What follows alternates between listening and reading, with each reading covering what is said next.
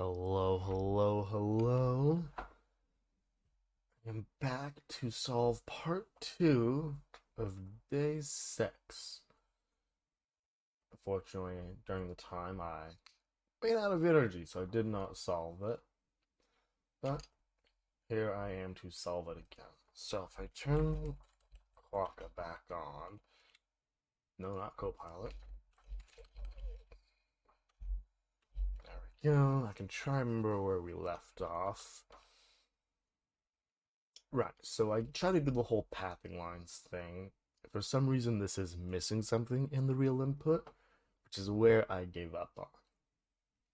Now, I did have some thoughts after the moment of me realizing I'm not doing a lot of things very efficiently, which makes my brute force nearly impossible to be able to run. So, if I were to remember where the bad brute force is, I'd be able to make it better. Ah, here it is. Okay, so this is basically just supposed to keep track of every location I have visited. So if I go back to the same place again, I detect a loop. Very not intuitive stuff. I mean, very intuitive, rather. If you've been somewhere before, congratulations, you're loop. The location includes the direction, so it's where you're at and where you're looking. So if you're in the same place, looking the same place that you were before, you're in a loop. This is not the least efficient way of doing it, but it's pretty high up there as least efficient ways of doing this. Because this is OFN to look over visited, and then this is expensive, and this is expensive, and I don't need to do this expense because this is also like just inefficiently, just like it very bad, very, very, very bad. So my idea was, okay, the fancy pathing line logic ain't working. I could not outthink the problem. What if I go back to the brute force and I optimize the brute force, primarily right here, and see if that's good enough? So that's my theory. That's what I'm here to do. And if I just look at every place, so kind of gotta remember how to get back to brute force. So this is kind of doing it, right? Of every place, if you're in the loop, do it good. This isn't enough because the obstacles I place aren't enough. Because this number that's being spat out, weird number. Yeah, 598, it's too low. So this isn't the right number. So even if this magically got efficient and I use this, the number would be less than this, which we need it to be greater than, which means we need to not use my cool pathing lines stuff and instead try everything, kind of. So I still want all my obstacles. Yeah, so let's just say goodbye to pathing line logic. You will be missed. And that'll kill some stuff. There we go. Okay, so we did that. What are we doing here? We're doing more pathing lines. Yeah, we're gonna get rid of that. I honestly do think it would work. I just need an A-B to kind of see where it's not working. So if there's a dot in front of you, try and do the thing. Okay, this could be where I do it. So if there's a dot in front of you, then go ahead and try your best. Put an obstacle there. I love it. So putting an obstacle in every potential place that would cause us to turn. Yes, that's what we're doing. Yeah, no pathing lines. Very sad.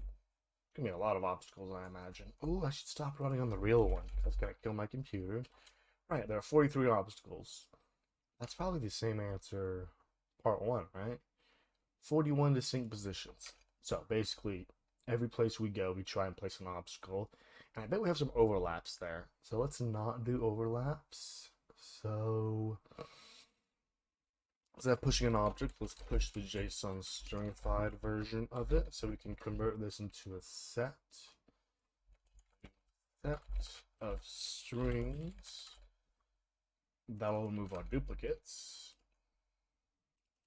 Control size. That'll give us 40 instead of 41.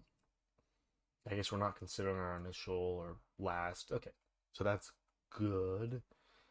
Now we actually do need these as obstacles. So cost. I guess we're just gonna do the bad stuff. Make it work, make it right, make it pretty. So we'll set odds equal obstacles as an array, but of course mapped to JSON.parse, because now we need them to be real. TypeScript hates this. Why you hate this? Oh, I do need an operator. Yeah, TypeScript hates it, but it works. Okay, now if we don't log everything in the universe. So this is where we have too many obstacles now. Now I need to make this thing efficient. Set string data. And instead of find index, it has, let's optimize our current location generation. So block JSON equals JSON stringify block. So if you have the current position,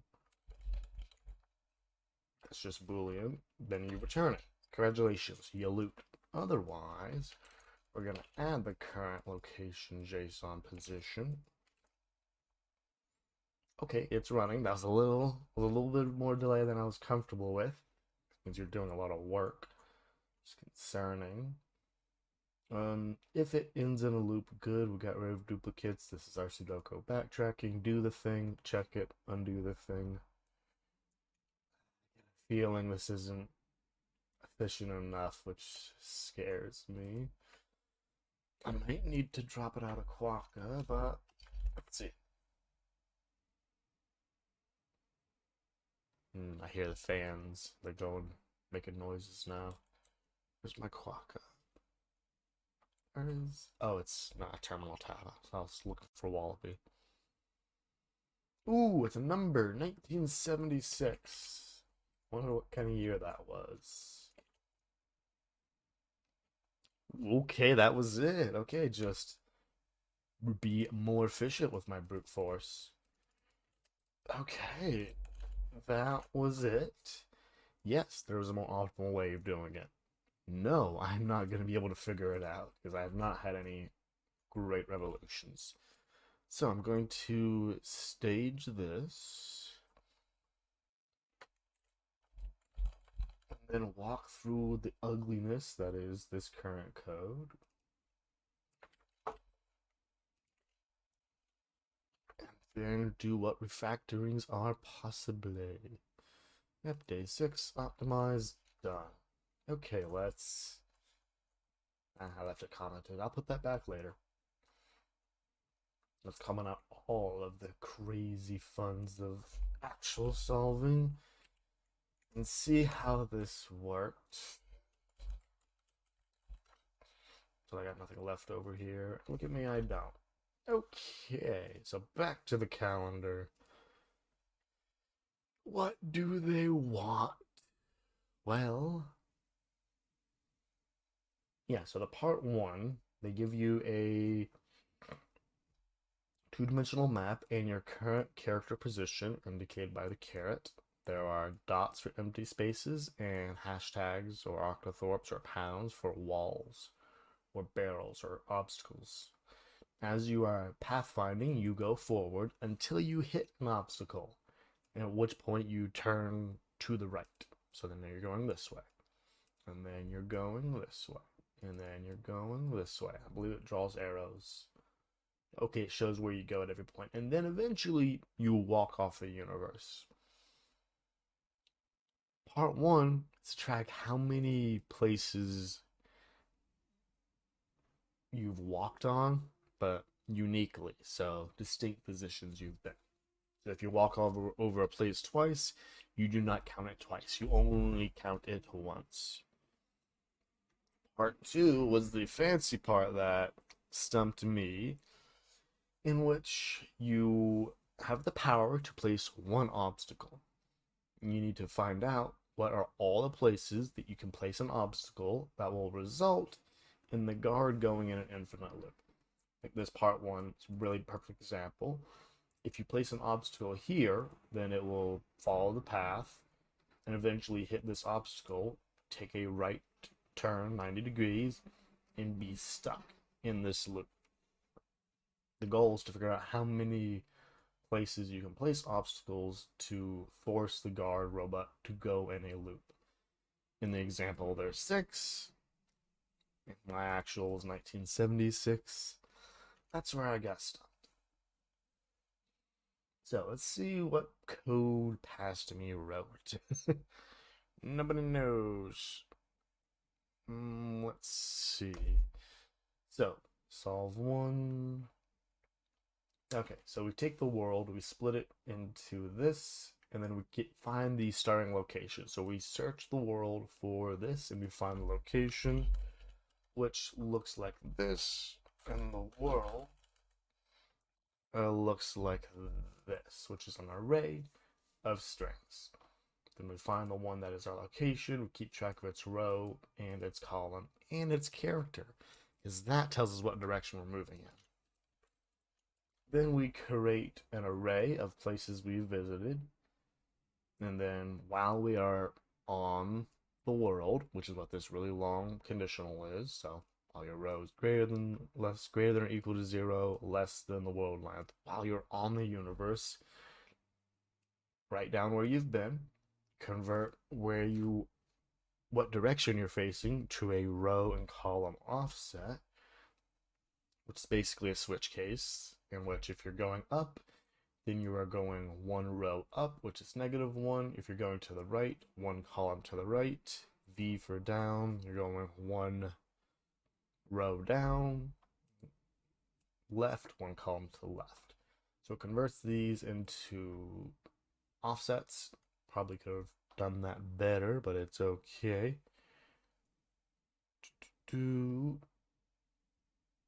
If the thing in front of us is an obstacle, then hey, you're turning right. And we do this by having a character string, and these are in the order of which ways you'll be facing. So you start facing this way, your transition will be facing to the right. If you're facing to the right, your transition is facing down. If you're down, you're facing left. If you're left, you would transition to facing up. You'd wrap around that with the old modulo length trick. If you're not facing an obstacle, then you're just going forward, and forward is whatever direction that offset generated. Finally, we want to see all the unique places you visited, so we convert everywhere you visited to a set to get rid of the duplicates, and we also trim out the direction, because if you've been on one place, but you've looked in 4 directions, that still counts you being there only once. So we get rid of the direction, convert it to strings, which the set can deduplicate for us, and get how many are in there, or dot size. And then part 2 happened, the chaos of part 2. So finding our starting location was the same. I did convert it to an array of arrays instead of just an array of strings for manipulation. And then we keep track of everywhere we want to try to place an obstacle. And then I guess we only do this one iteration. There's some ugly code here that's going to get refactored, but we do the exact same thing we did before. We figure out where we are, we keep moving, keep going a direction, keep track of everywhere we visited, and then as we find places that are in front of us that there may be an obstacle at, like you could put an obstacle there. We're like, hey, let's try putting an obstacle here. So this is just the normal navigation, doing the whole thing. Then we get rid of duplicate obstacles right here. And now we go through all of our obstacles, and we kind of do, if someone's ever seen Sudoku backtracking algorithms, we make a modification. We see if this conditional will allow that modification to be true. Then we undo our modification. So we put an obstacle in the position that we said we would try. We take this, and this does full navigation again, with the additional logic of not only are we keeping track of where we visited, but if we have visited somewhere twice, remember this is location, row, column, and direction. So if we're in the same place we've been and looking in the same direction, that means we have entered a loop, in which case we return true. Otherwise, we eventually return false by breaking out of the while. And we keep account of how many of these obstacles would end up with us in a loop, and we return that count. Brute force, not efficient, but it's efficient enough to get me a part 2. And yeah, for those, I had some old logic of keeping track of pathing lines, which were vectors, kinds of crazy stuff, but that, hold on. Yeah, that unfortunately did not pan out because it worked on the test cases, but not on the real one. So now it's refactoring time. So we have parsing. That's easily gonna go there. What's in between doing? It does nothing. Say goodbye. So yeah, the parsing in my mind looks identical. So we're going to break that to its own function.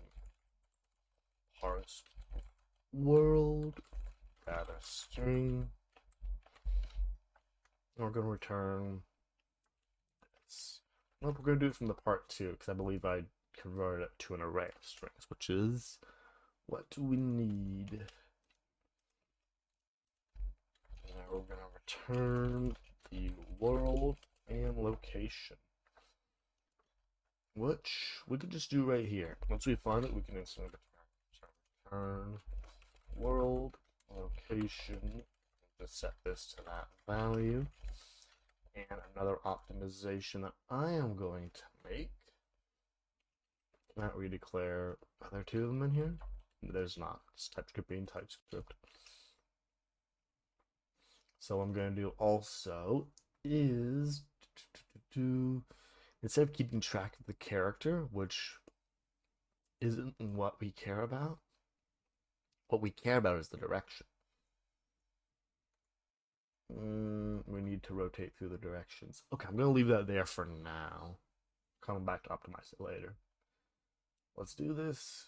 We have const location equals parse world data. It's not null. Praise world. No, it's parse world. Oh, come on, I said you were real. Does not exist on number world. My TypeScript's a little broken in here. So instead of parse world, let's call you something really cool.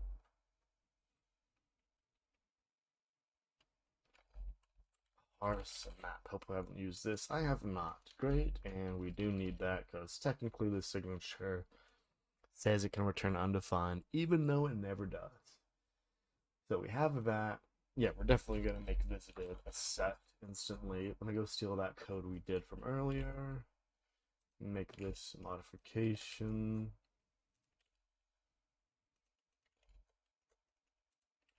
And yeah, we're going to definitely move all this navigate through a world thing to something easier. So we already have a set.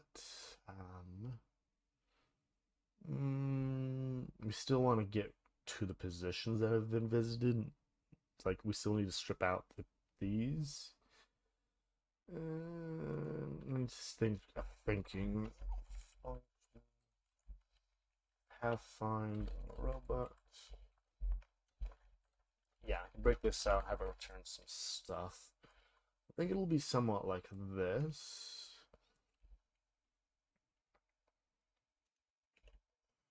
And then, yeah, actually, it's going to be all of this. What I return is going to be different. So instead of just returning true or false, it's going to be return basically the last location. And then if that last location is in the universe or not in the universe, that can be determined if you hit a loop. I don't want to do that. Let's return the locate. Do we need the location? We don't. We just need to know if looped. So loop true.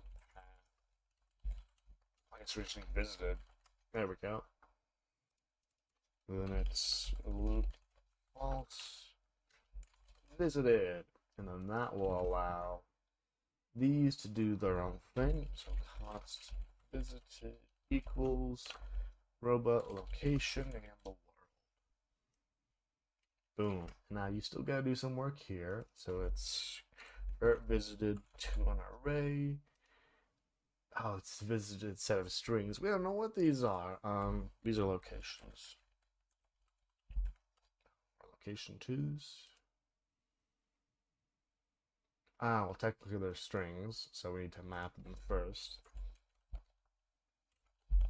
JSON.parse s as well. I guess that typing there works.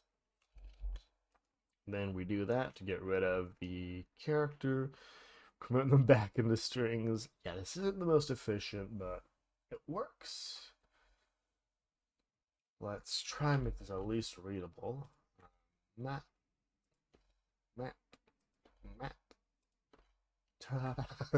Somewhat readable. Okay. Still works for part 1. 5. Oh yeah, it's a big number. I hadn't seen it in a while. Okay. Which means this can be ripped out in favor of the thing I just made. So let's if find robot dot loop. We love it. Okay, let's do my parsing also. So const location world equals parse map. It's not undefined. We drop all of these. We should be able to rename location to. Actually, we don't need to, I don't think, because that was for something else I was attempting to do. So let's drop that entirely. Let's see, visited. So it's the same visiting algorithm, but we're just keeping track of obstacles. Okay, I'm trying to think as I go through this now. If I'm looking at the map, everywhere, basically I'm tracking everywhere it's in front of me, which is the same as everywhere I've been with an offset of 1 position. Something to that degree. So I think we should be able to use visited as obstacles. So let's go for that, honestly.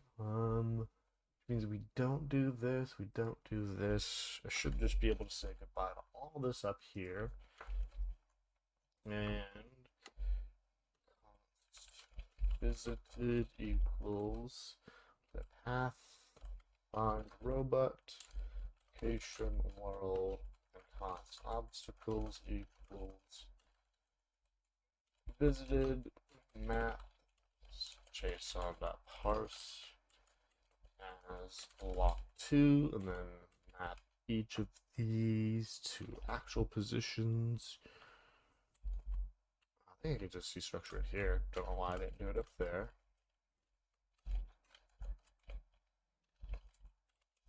There we go. Then we map all of these based on stringify L. Then we put all these back into a set. So we ain't about to do deduplication on our own. That's lazy. Cannot redeclare blocks, blah blah. There it is. Drop that. Then we have obstacles, and these are not things anymore. We need to convert them back to an array. Map s JSON.parse s. Okay, and it's green. That's good. I'm liking it. I'm not sure if it's working though, because it's not our real solution. Okay, let's see what other optimizations we can do. We can drop the entries because we're not console logging up progress no more. Set the thing, if thing, yeah, this is relatively straightforward.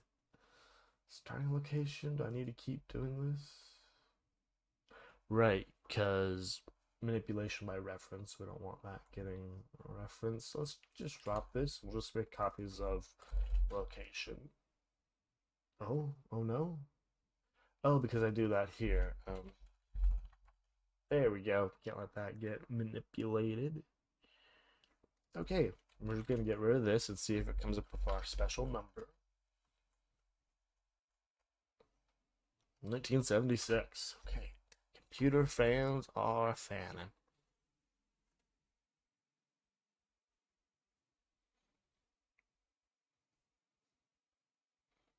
That could be an infinite loop. 1976, we made it. Woo! Okay. So, what we need to do from here, squeeze up a little bit more.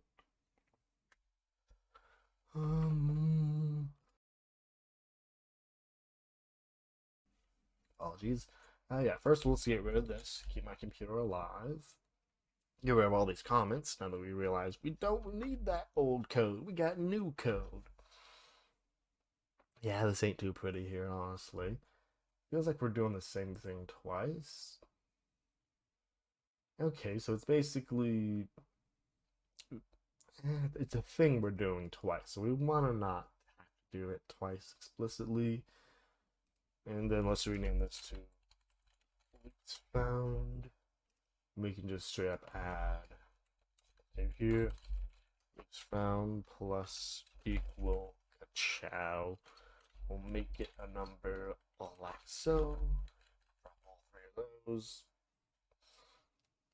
Let's rename this to Ed. Okay. We don't like renaming from that side. We're gonna leave it as is. Okay, so let's leave this as obstacle. Yeah, obstacle positions. Oh, obstructions. Okay, so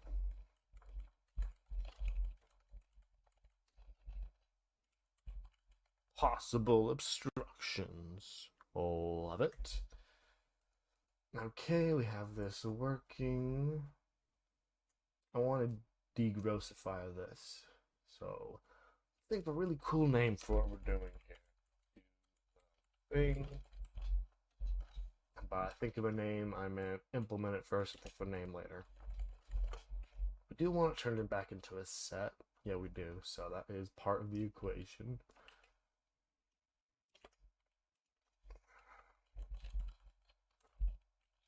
Set strings, we do the thing. So here it's do the thing dot size. And down here it's pass it back to an array for iteration. For iteration and transformation. So it's do the thing. Yeah, just like that. Okay. Now what do we want to call this? A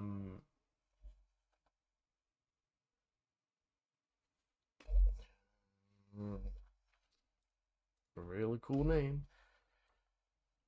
Get rid of duplicate.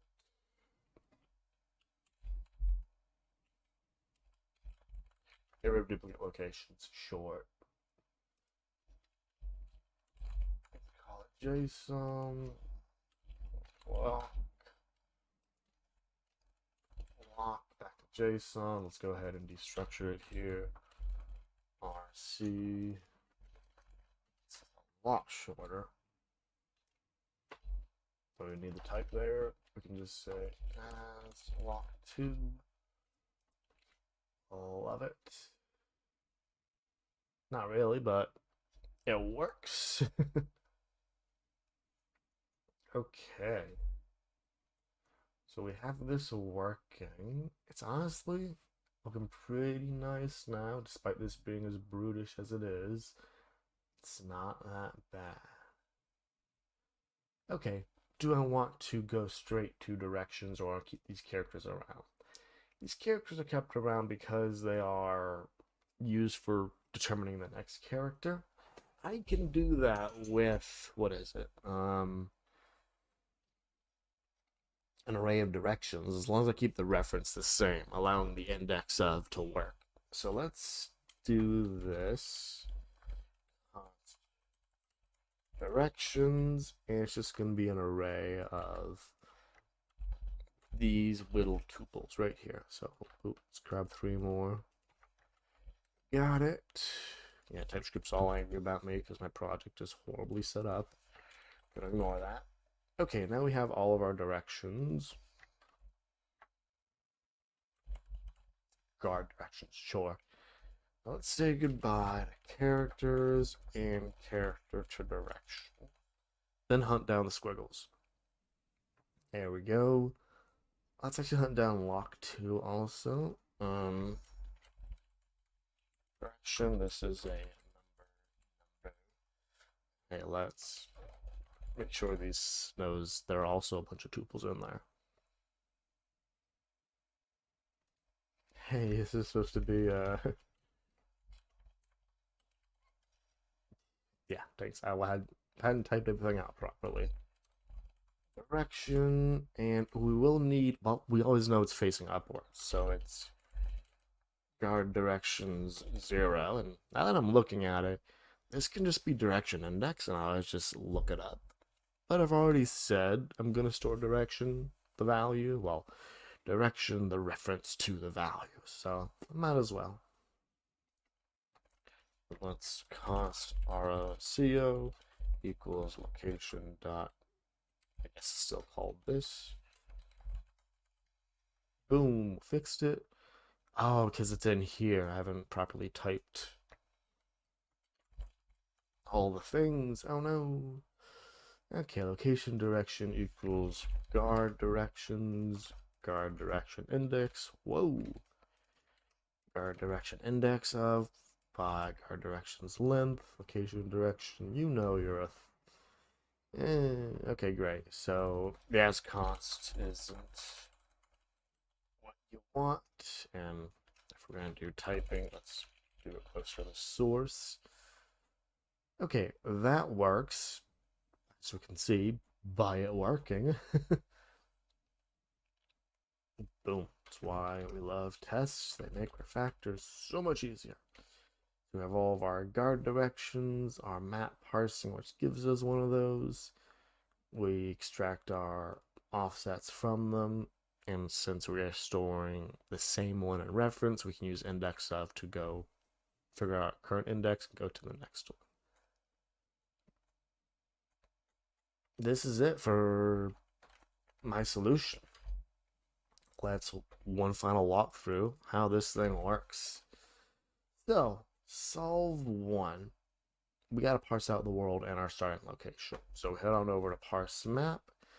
This takes our map or our string world and turns it into an array of strings. Look at that. It kind of looks exactly like what it was originally. Then we go through every row and every column looking for our starting character position, which is this little thing right here. This little caret. Once we find the caret, well, we did it. We return the world and our location along with the first direction. So it's always going to be this direction. Next, we want to pathfind our robot through the world. So we pass it the location to start with and the world to pathfind through. It keeps track of every unique row, column, and direction it's ever been in. And then this loop here just says you're going to keep on moving until you walk off the edge of the world. So if you walk off this side, you're going to exit, walk off the right side, the bottom side, the left side. Keeps you moving until you walk off the world. First, we get where we are as a string. If we've ever been in this position, looking in this direction before, then we have found a loop. So we're going to return that we found a loop and everywhere that we've been. Otherwise, we're going to mark down where we are, just in case we ever come back here again. Going to get our row and column offset from the direction, calculate our new row and our new column, figure out what's in front of us. If we're facing an obstacle, well, then we're going to turn right. And we can do that again by going to this array of items and saying, hey, what's the index of the one I'm currently at? Give me the next one. So if I'm currently here, give me the next one and modulo it around the length of this, which is 4. And since this is index 3 modulo 4, it's still 3. But if I were to here and I went to the next index, it would give me an index of 4. 4 modulo 4 takes me back to 0. So it lets you wrap around that array.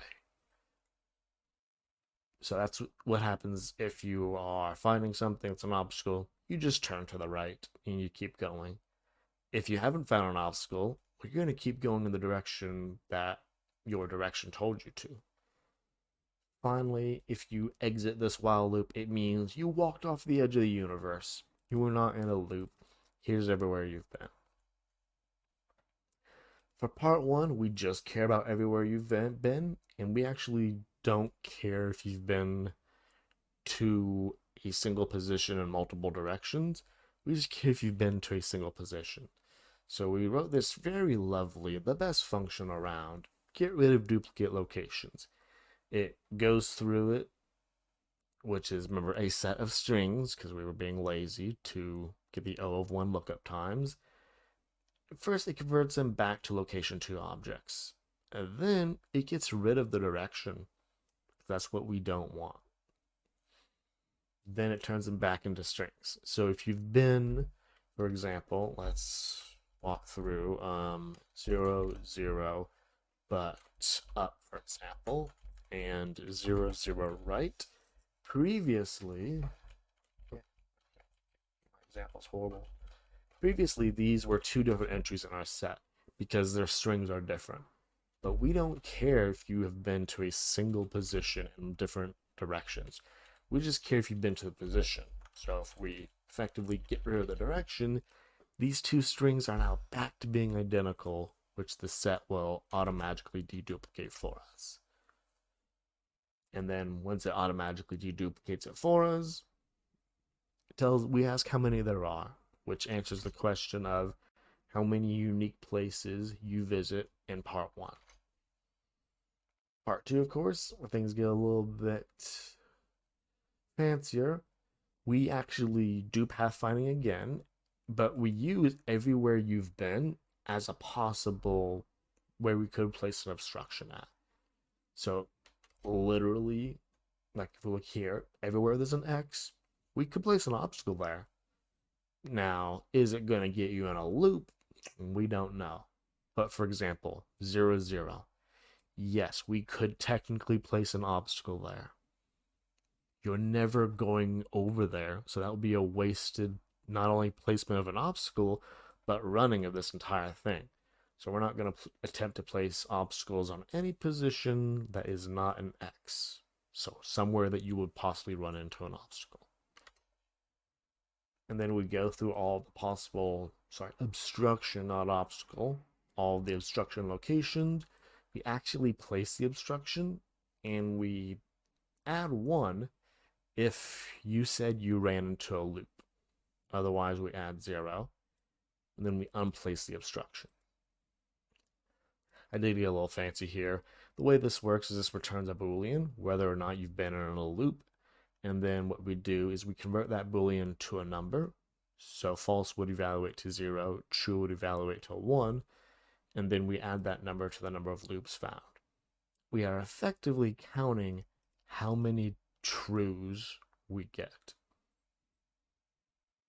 And I say effectively, when I mean actually. We are counting how many trues this evaluates to.